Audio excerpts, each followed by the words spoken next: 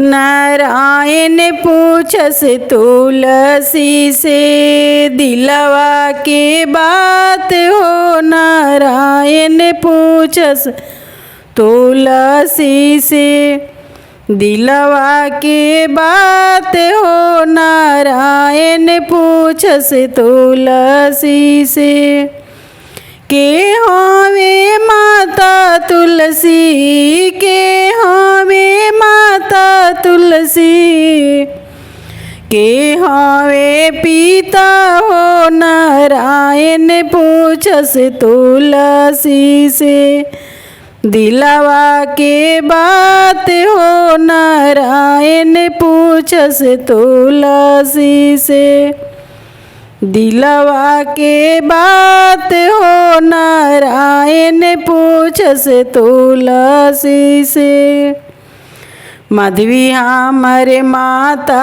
हई मेघ हमर पिता हो।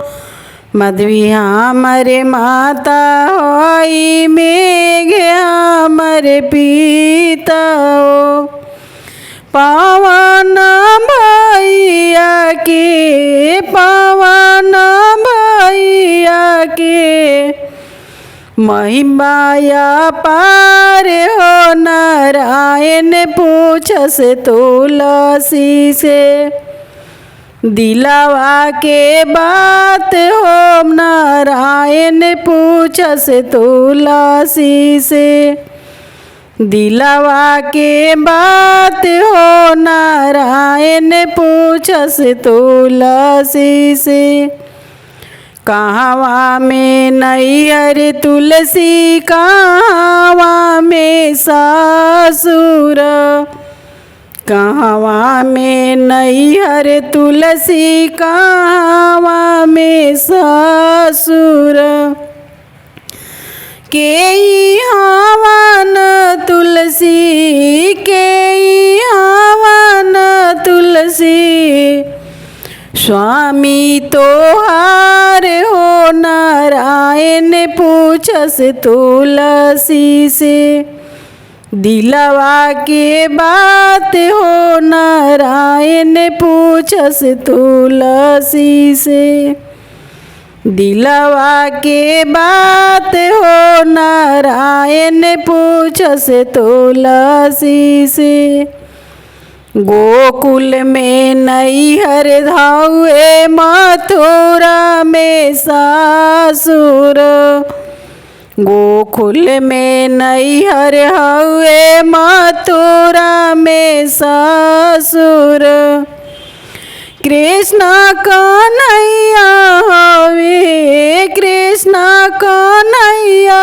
हवे स्वामी हमार हो। नारायण पूछस तुलसी से दिलवा के बात हो। नारायण पूछस तुलसी से दिलवा के बात हो। नारायण पूछस तुलसी से बंसुरी बाजैया हवे बंसुरी बाजैया हवे स्वामी हमार हो। नारायण पूछस तुलसी से दिलवा के बात हो। नारायण पूछस तुलसी से गैया चरावले गैया चरावले